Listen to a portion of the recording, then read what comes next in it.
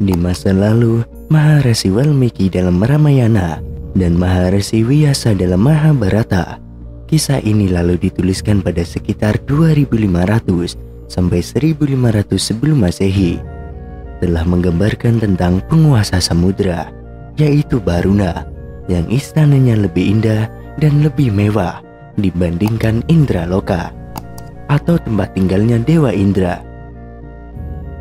Anak-anak Baruna, yaitu bangsa Kalakea, sangat ditakuti karena sering mengusik dan menjajah Indraloka yang ada di Amarawati.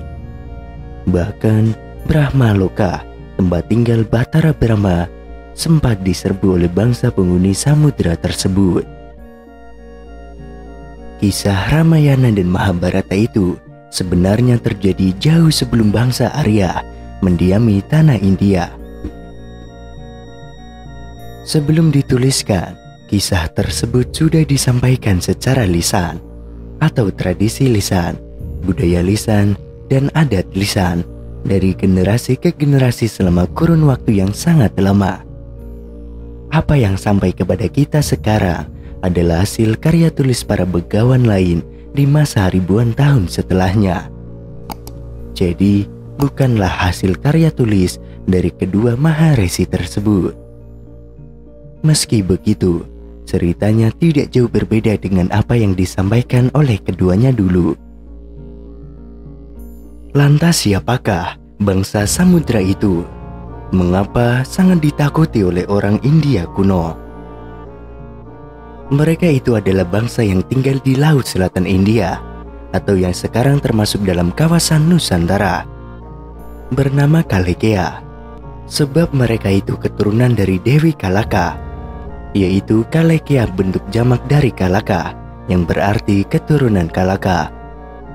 Ciri-ciri fisik mereka ini lebih realistis lagi dijelaskan dalam legenda di India, yaitu dalam kisah Bahubali. Dengan kulit yang berwarna hitam, berambut keriting, matanya lebar, hidung yang besar, sehingga mirip dengan gambaran manusia dari ras Melanesia. Jadi, Ramayana dan Mahabharata sebenarnya sudah menganggap bahwa bangsa Kalekea yang tinggal di Laut Selatan India itu adalah orang Melanesia. Visualnya pun sudah digambarkan lebih jelas di film Bahubali, di mana bangsa Kalekea itu menyerang kerajaan Mahesmati.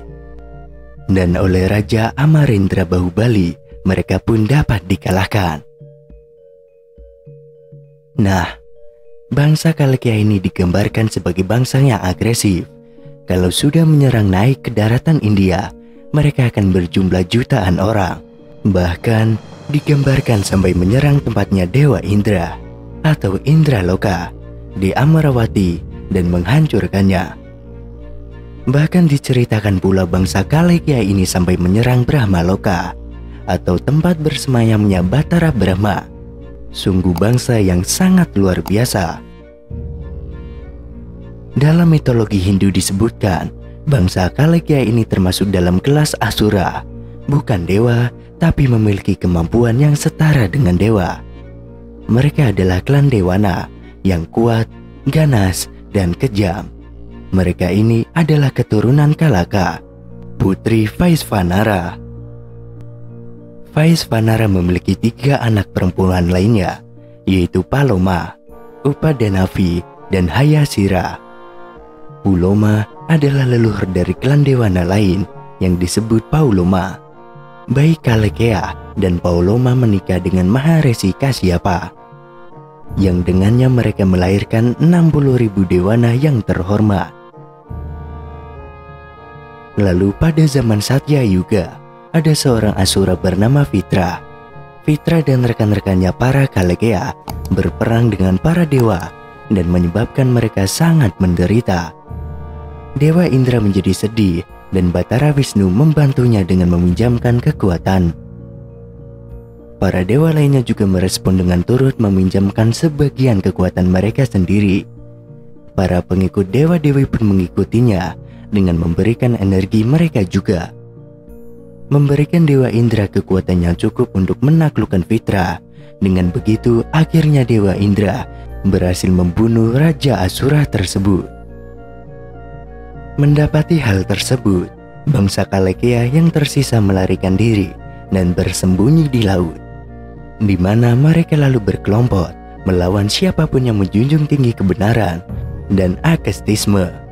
Mereka akan tetap berada di laut pada siang hari dan keluar pada malam hari untuk mengkonsumsi para resi dan brahmana di tengah-tengah praktik keagamaan.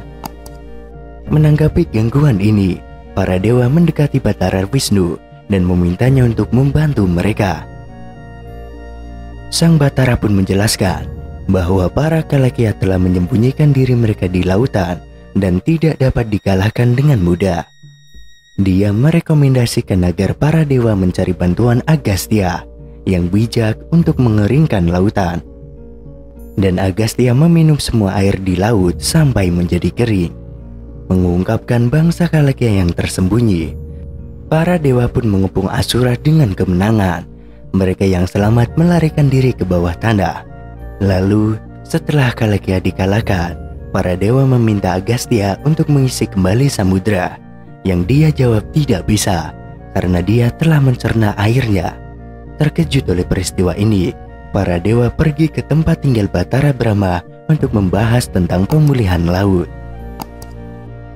Jadi, orang India pada masa lalu takut dengan orang-orang yang tinggal di Laut Selatan.